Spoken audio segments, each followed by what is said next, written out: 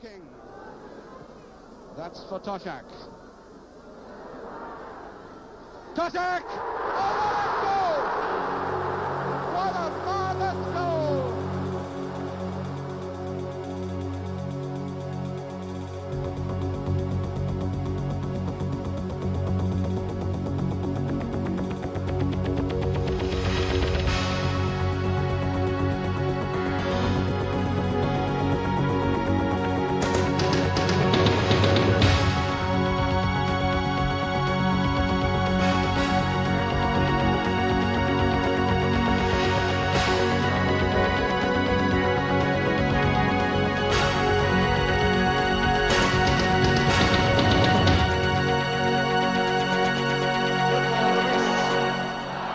Crowded up, but getting away with it. This is dangerous. Clark! Yes!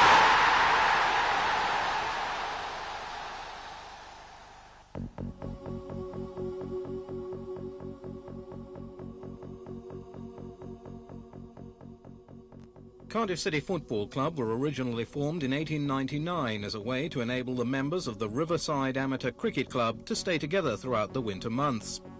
Bartley Wilson, a lithographic artist originally from Bristol, arranged a meeting at his home to see who was interested. Only 5 people turned up, and that could have marked the end of the idea. However, a second meeting was arranged with more positive results, and the Riverside Football Club was launched, later to be named Riverside AFC after an amalgamation with rival club Riverside Albion.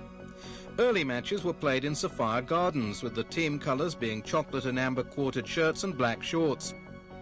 Following a few local friendlies in the winter of 1899-1900, including a 9-1 thrashing by Barry West End in their first fixture, the club was accepted into the Cardiff and District League. In October 1905, Cardiff was made a city, and following this, Riverside AFC applied for election to the South Wales League. They were accepted, and in 1908 changed their name to Cardiff City Football Club.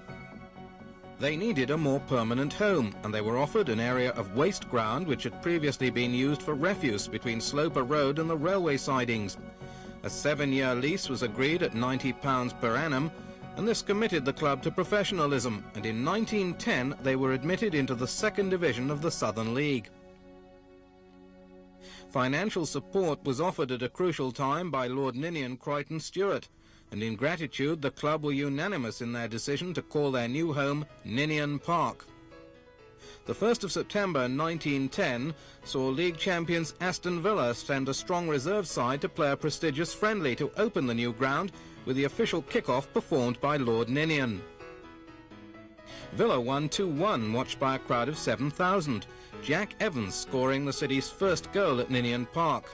They were wearing their new colours, blue shirts and stockings and white shorts, which would later earn them the nickname the Bluebirds. Throughout that inaugural season, the players had to report early in the morning before each home game to assist with the removal of broken glass, shale and other small items of rubbish that had worked their way to the playing surface. Quite often during matches, players wore knee and elbow pads to avoid cuts and grazes. The following season, Cardiff won the Welsh Cup for the first time, and in only their 3rd season they became champions and gained promotion to the Southern League Division 1. Following a break for the war, the club resumed in the Southern League, and in 1920 were accepted into the 2nd division of the Football League.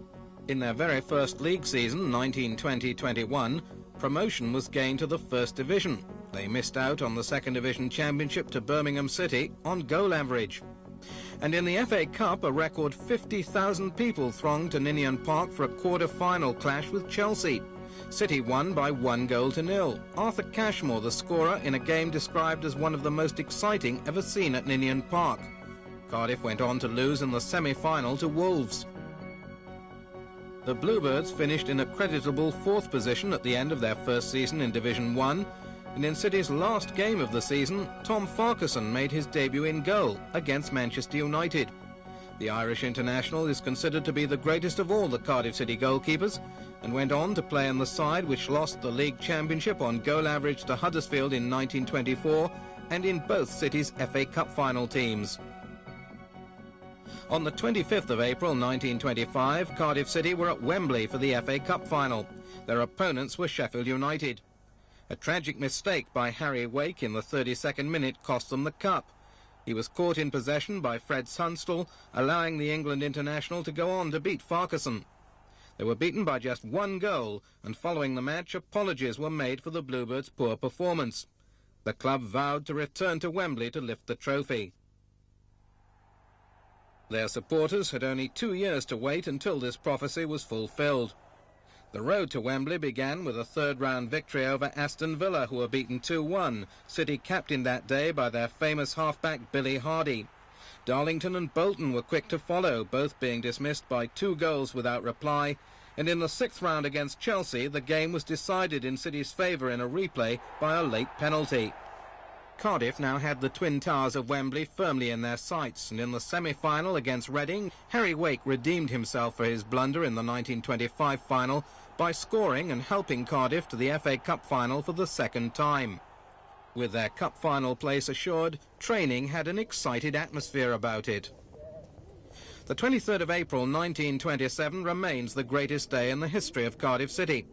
For on that St George's Day, the FA Cup was taken out of England for the only time so far in its history. Arsenal, their opponents, were finally beaten when 16 minutes from time, the legendary Hughie Ferguson scored the only goal of the match. Much has been spoken and written about the goal which won Cardiff the Cup. Did Lewis, Arsenal's Welsh goalkeeper, deliberately concede the goal? Did grease on his jersey cause him to mishandle? And who did get the final touch? The goal was officially credited to Hughie Ferguson, and that's how it remains in the record books. But photographic evidence shows conclusively that it was Lewis's elbow which finally pushed the ball over the line. It had been an incredible achievement, with the Bluebirds completing a unique double, winning both the FA and the Welsh Cup.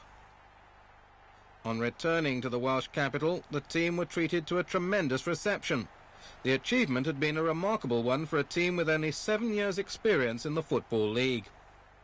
Following such early promise, Cardiff began to falter, and just 4 years on from their FA Cup triumph, they found themselves in the 3rd division.